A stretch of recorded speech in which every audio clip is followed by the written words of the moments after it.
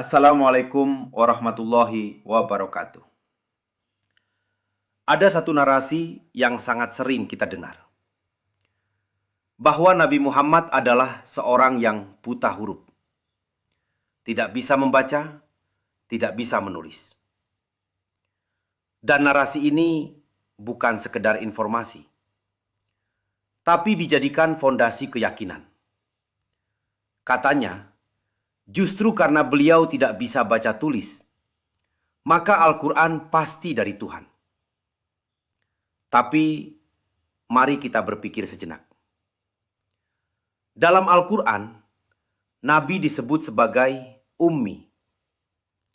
Pertanyaannya, apakah ummi selalu berarti buta huruf? Atau bisa jadi artinya lebih luas? Sebagian ulama klasik memang menafsirkannya sebagai tidak bisa membaca dan menulis. Namun, ada juga yang memahami ummi sebagai seseorang yang tidak berasal dari tradisi kitab sebelumnya. Bukan Yahudi, bukan Nasrani.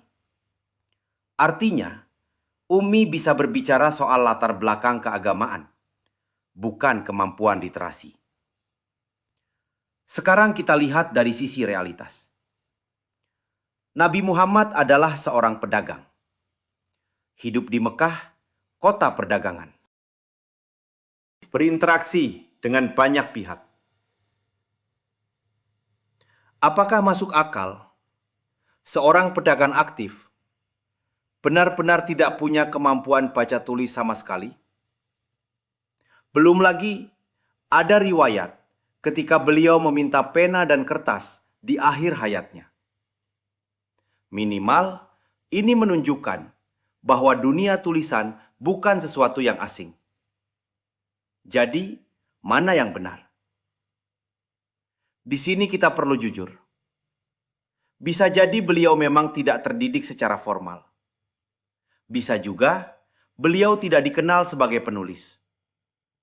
Tapi menyederhanakan semuanya menjadi buta huruf total mungkin terlalu cepat.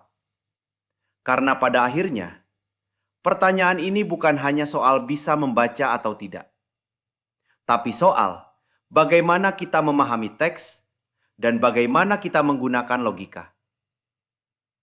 Iman tidak harus takut pada pertanyaan, karena kebenaran tidak pernah takut diuji. Wassalamualaikum warahmatullahi wabarakatuh.